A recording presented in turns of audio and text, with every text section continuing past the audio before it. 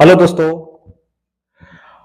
आज जो हम लोग है एलिमेंट और कंपाउंड के बारे में देखते हैं। थोड़ा सा कंपाउंड और एलिमेंट क्या होता है और इससे रिलेटेड आगे हम बात करते हैं।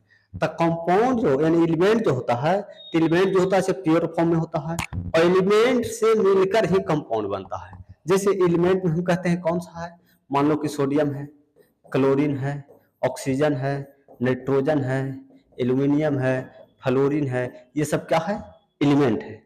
ठीक है। अब यही एलिमेंट जो है, एलिमेंट यही एलिमेंट से कंपाउंड यानी यौगिक का निर्माण करता है। जैसे क्या बनाता है, तो ये बनाता है NaCl, पिछले क्लास में बता चुके हैं, KCl, MgO, या तो KF, या तो H2O, ये सब क्या है, यौगिक है यानी कंपाउंड है।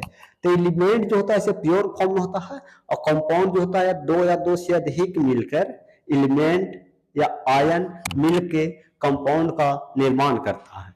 अब ध्यान देना, एलिमेंट जो होता है, एलिमेंट का सबसे एलिमेंट का जो एलिमेंट है, एलिमेंट का ही छोटा वाला रूप को यानी स्मॉलेस्ट पार्टिकल को एटम कहते हैं।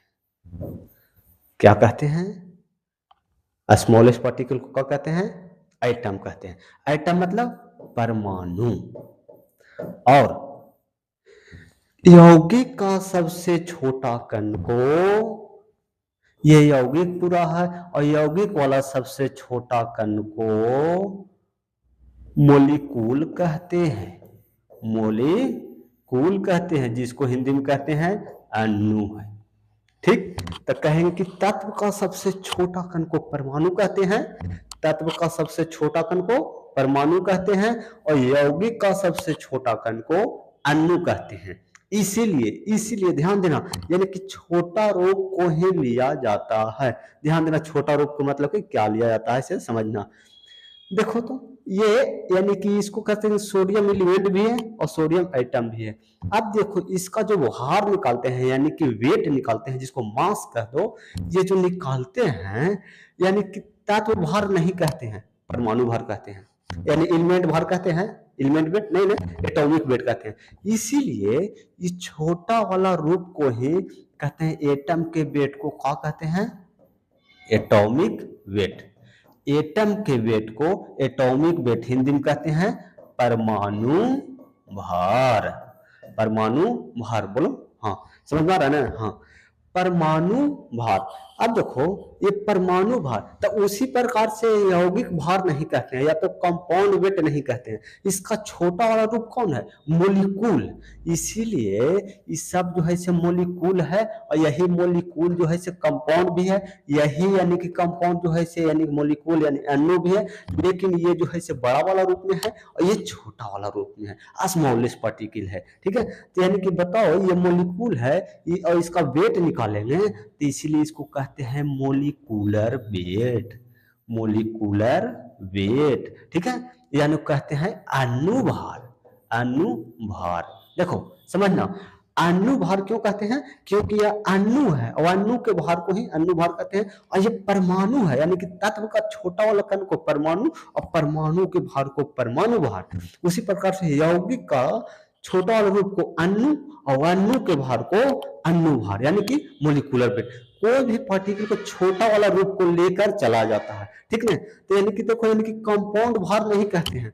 कभी भी नहीं पूछा होगा कि यौगिक कंपाउंड का भार निकालो, कहेगा कि अणु भार। ठीक है ना, अणु भार निकालता है। वो गलती से कभी कभी क्या कर देता है, जैसे कह देगा कि हाँ यौगिक का भार निकालो, इस तत्व का भार निकालो, लेकिन जो निकलता है एक्चुअली में वो एटम का भार रहता है, यानी एलिमेंट नहीं, एटम का भार यानी परमाणु भार निकलता है। यौगिक का नहीं, वो क्या निकलता है, ये अणु भार। अणु भार मतलब कि छोटा वाला रूप निकालते हैं। और अगर कंपाउंड है यानी कि बहुत बड़ा सा है तो उसमें लिखा रहेगा कि कै गो है। अब उसको यानी कि आगे पढ़ेंगे, लेकिन आपको अभी यहाँ यही ध्यान देना है। तो जो हम पिछले क्लास में पढ़ चुके हैं, परमाणु भार निकालने के लिए बता चुके हैं। फिर भी अगर देखना चाहते हैं तो परमाणु भार निकालने के लिए एक फार्मूला बताए थे आपको, यानी कि कहे थे एक ही चीज को अगर देखते रहिएगा वीडियो तो आपको बार बार याद हो जाएगा।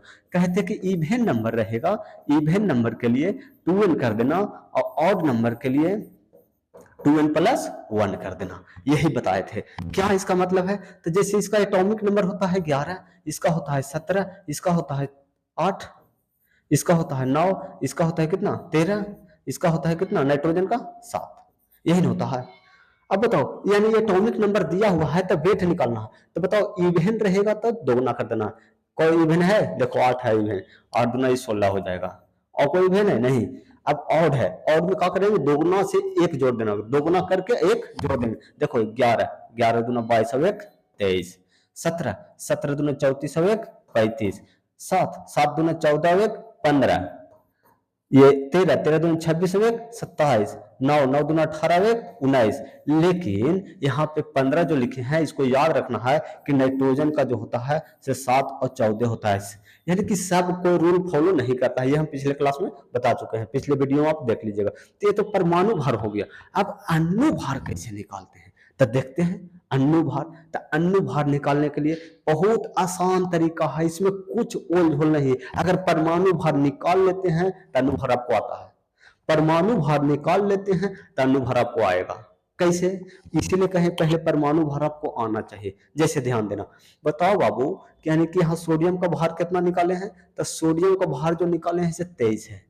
अच्छा, क्लोरीन का भार कितना निकाले हैं? 35। तो ये सब आपको भार याद रखना है। अब देखो कैसे निकालते हैं इसे, अब ध्यान देना। जैसे मान लो अभी जिसका कहें उसी का निकाल देते हैं, NaCl। तो Na का भार कितना होता है? तो 23 होता है, प्लस यानी कि Cl का भार कितना होता है? 35 होता है, जोड़ दो कितना हो जाएगा? 58। ये आपका मोलिक्यूल का भार हो गया, यानी मोलिकुलर वेट। देखो इसका कुछ भार जो होता है इसे पॉइंट में होता है, तो पॉइंट में अभी हम लेके नहीं चल रहे हैं, इसका कुछ पॉइंट में होता है, ठीक है ना। हाँ देखो उसी प्रकार से मान लो कि CO2 को निकालना है, तो बताओ कार्बन का एगो है? तो कार्बन एगो है, कार्बन एगो है, एगो का भार कितना होता है? तो 6 गो। ऑक्सीजन, ऑक्सीजन का एगो है, अच्छा इसका भार होता है 12, यानी कि एटॉमिक वेट 6, यानी एटॉमिक नंबर 6 और परमाणु भार कितना होता है? 12। इसका होता है 8 गुना 16, कै गो है? 2 है, तो 2 से गुना जितना रहेगा उसको बिचवा में जोड़ते जाना है, बस जोड़ देगा भार निकल जाएगा। जैसे मान लो कि हम कह दें ये है 50 ग्राम का और ये है 50 ग्राम का, दोनों मिला देंगे तो कै ग्राम का हो जाएगा?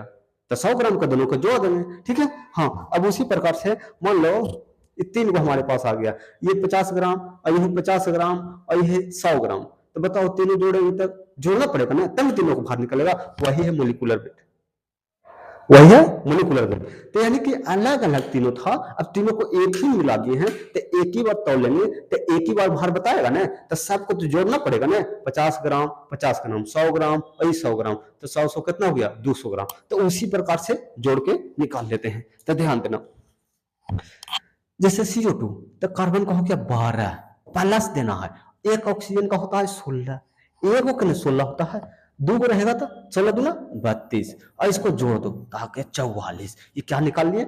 Molecular weight. देखो ये मोलिकुलर के वेट को ही मोलिकुलर वेट को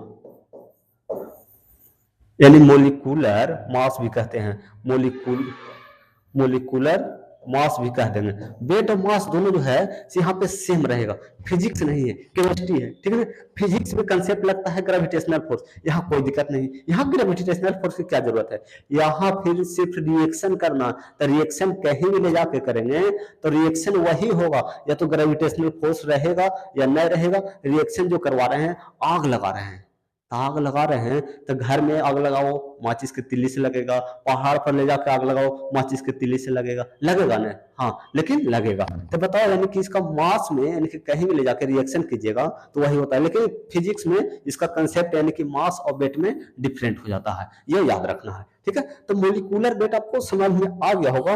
कब समझ में आया होगा? जब एटॉमिक वेट आपको समझ में आया होगा तब। जैसे और देखते हैं, जैसे और बड़ा रहेगा तब कैसे निकालेंगे?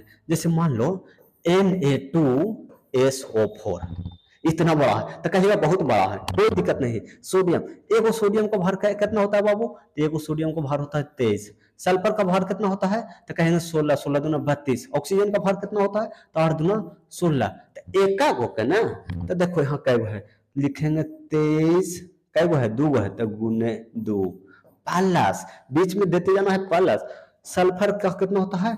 32 गुने कै गो है? एगो है, प्लस ऑक्सीजन का होता है 16, तो 16 गुने कै गो है 4, बाकी सबको जोड़ दो, तो जोड़ो 23 दूना 46 प्लस 32 एकम 32 प्लस 16 चौको 64, जोड़ो 4 2 6 6 12 के 2 हाथ में 1, 6 3 9 9 1 10 और 4 14, कितना आया 142। तो इस तरह से आप यानी कि काम निकाल लीजिएगा मोलिकुलर वेट। मोलिकुलर वेट निकालने में कोई समस्या किसी प्रकार से रहेगा, कोई दिक्कत नहीं है। जैसे एगो देते हैं आपको, थोड़ा सा उसमें थोड़ा सा समझने में थोड़ा सा समस्या होगा, AlOH के होल थराइस ऐसे रहेगा, तो कहिएगा ऐसे थोड़ा सा समस्या होता है, कोई समस्या नहीं है। देखो ना एल्युमिनियम, एल्युमिनियम कै गो है, एगो है, एल्युमिनियम का भार होता है 27।